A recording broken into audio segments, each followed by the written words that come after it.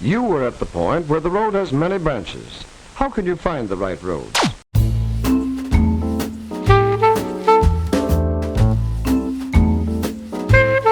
You should be choosing your 5 universities in combination with the courses you're choosing, remembering that actually the content of the course can change significantly from university to university, and that's something you need to check. What happens if I choose the wrong course?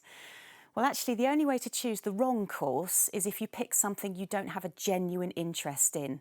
Other things to think about when you're choosing university, obviously your outside interests. So if you're extremely interested in scuba diving, would it be a good idea to choose a university that's close to some water, for example? Don't get hung up on league tables.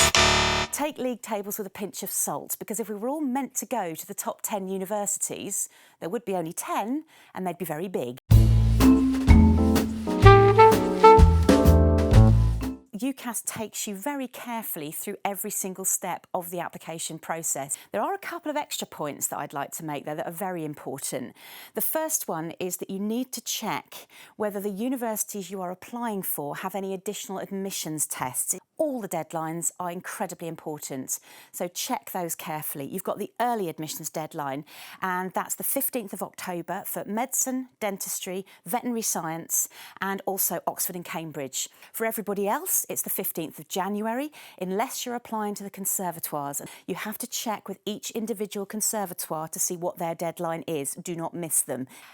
Don't leave your application till the 15th of January. Try to get it in earlier, because you're much more likely to receive offers before Christmas if you get your application in before Christmas.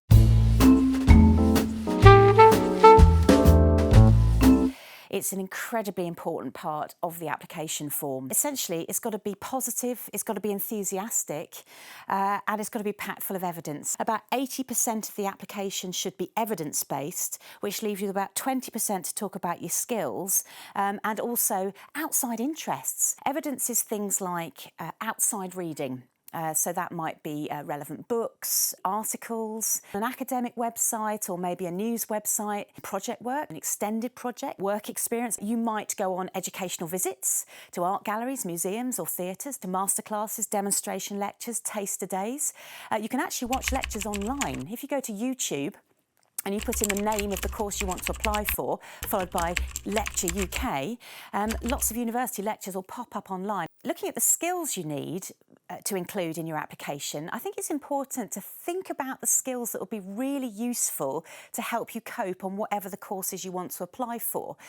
So for example, if you're going for things like engineering, you need to be really good at communicating with other people, problem solving and teamwork.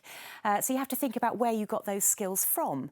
And for some people, it might be from the fact you've done lots of project work in your physics lessons, but it also might be you've been on a Duke of Edinburgh Award expedition and had to take over the map reading when some idiot got you lost. In terms of the language you should use, it should be proper English. But that does not mean swallow a dictionary. What it does mean is use the English you would normally use, just leave out the slang. That's important.